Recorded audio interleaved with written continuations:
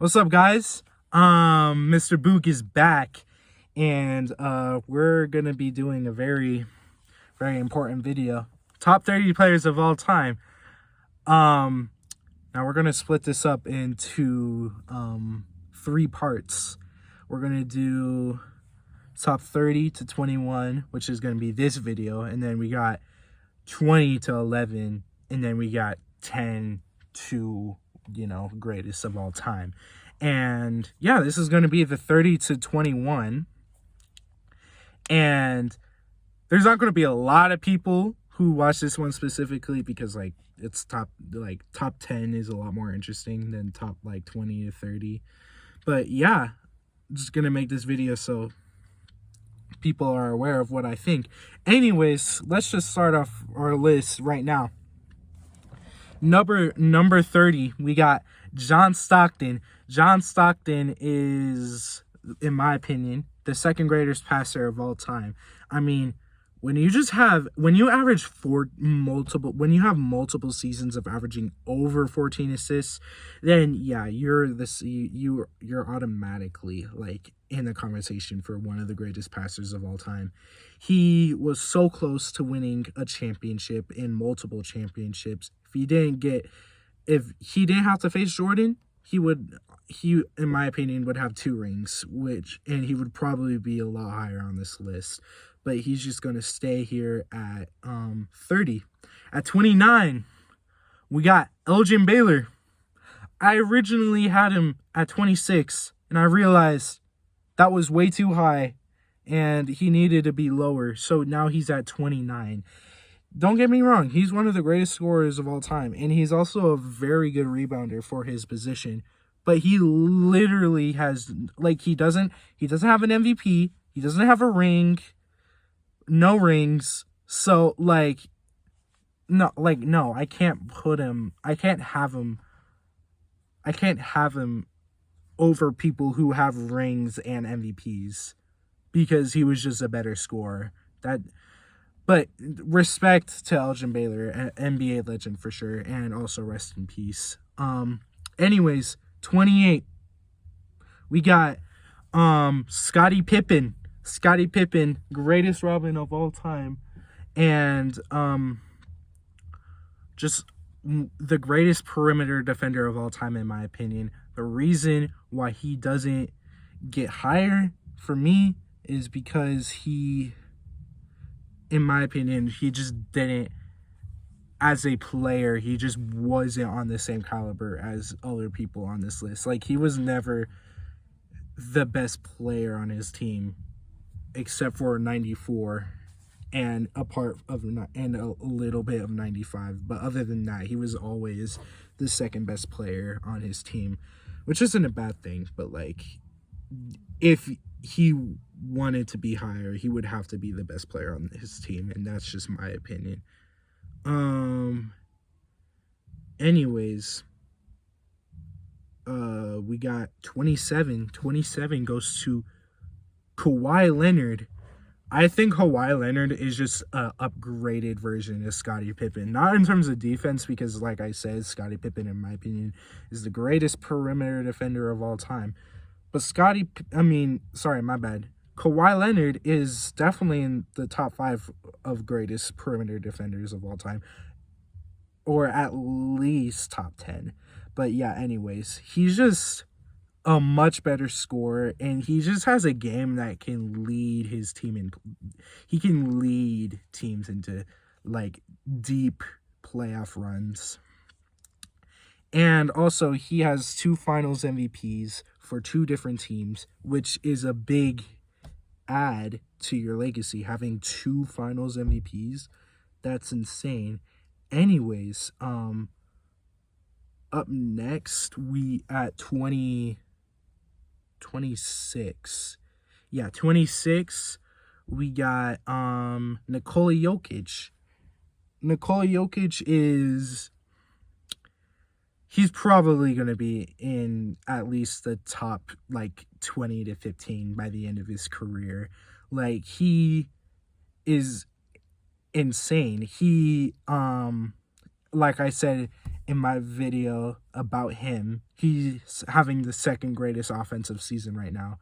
And he is just absolutely dominating. Like, he's absolutely dominant over the 2020s era.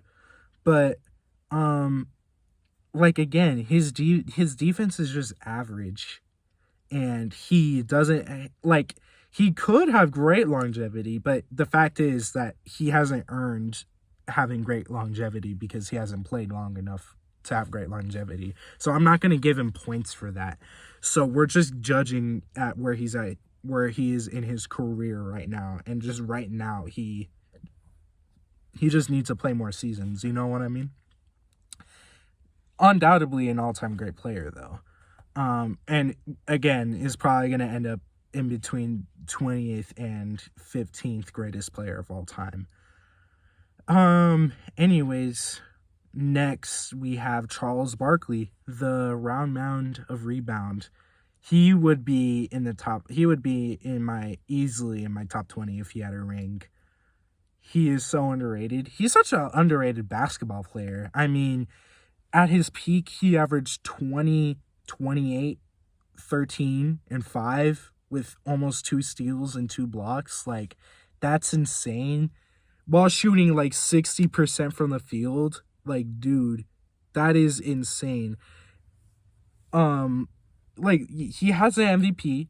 He was very successful in the playoffs. If he just had one ring, even if he wasn't the best player, if he even had one ring, he would be in my top 20 easily, but he just doesn't. So he's going to have to be at 25. At 24, rest in peace, Kobe. At 24, we got David Robinson, one of the most underappreciated peaks of all time. At this peak, this man averaged 30, 12, and 5 a game with 2 steals and 4 blocks. That is insane. He had one of the craziest peaks of all time. And he has 2 rings. The reason why he's not higher is because he really only peaked for that one season I just talked about, where he averaged 30, 12, and 5.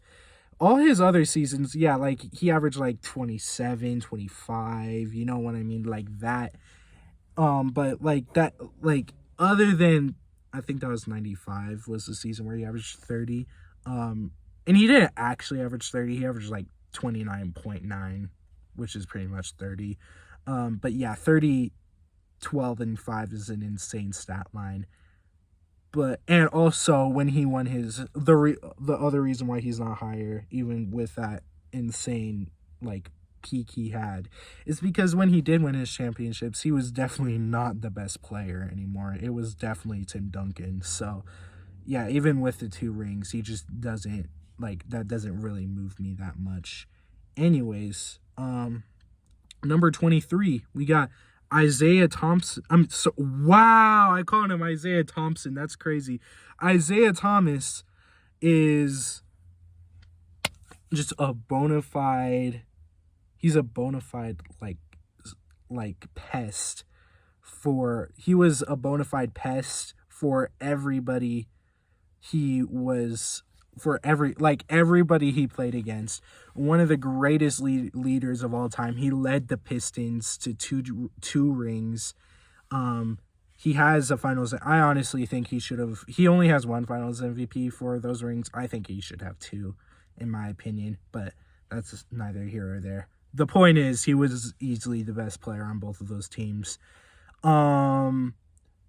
One of the greatest passers of all time. I don't know why people don't talk about the fact that he averaged 13 assists in a season. But yeah, he did that. He averaged 13 assists, which only, I think, Magic Johnson, John Stockton, and then there's this dude called, like, Kevin Porter from, like, the 70s. He averaged 13 assists. But yeah, the fact that Isaiah Thomas has averaged 13 assists in a season is crazy. And also one of the greatest ball handlers of all time too. One of the greatest leaders. Great defender, great scorer. So, like, yeah, along with 2 rings and a finals MVP. he definitely deserves 23. At 22, this might be a little low to some people, but it's exactly where he should be in my opinion. It's 22 with Dirk Nowitzki. Dirk Nowitzki, he's undoubtedly an all-time great. The main thing that holds Dirk Nowitzki back is that other than 2011, like, he never really did anything else crazy. Like, yeah, he did play in the finals in 2006. He didn't win, though.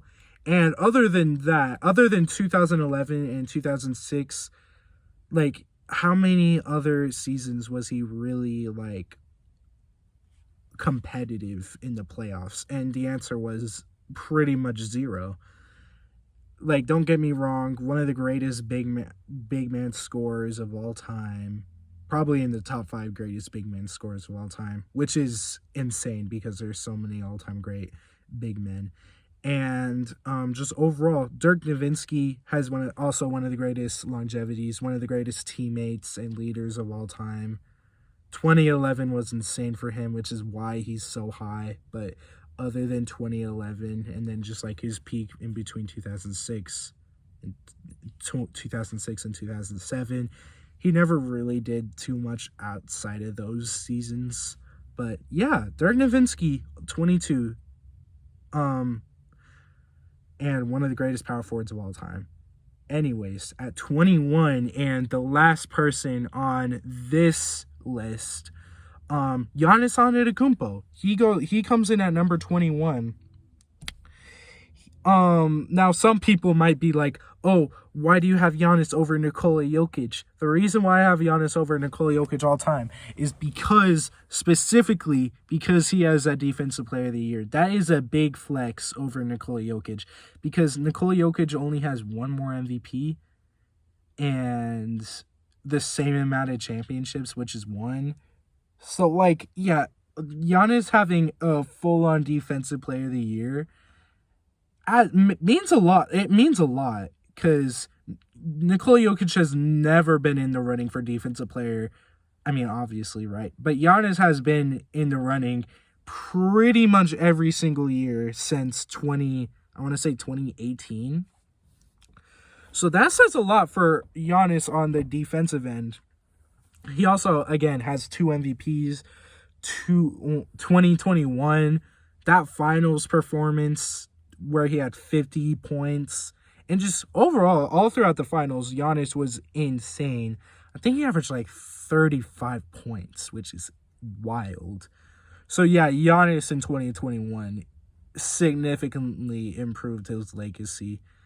But yeah, anyways, that is the end of my top 30 through 21 and the first part of my top 30 players of all time. If y'all could like and subscribe, that would be much appreciated. I thank you very much. But yeah, I'm probably posting 20 through 11 tomorrow. We'll see. But hey, thank you so much for watching the video if you watched it all the way through. And yeah, see you next time. Mr. Boog out.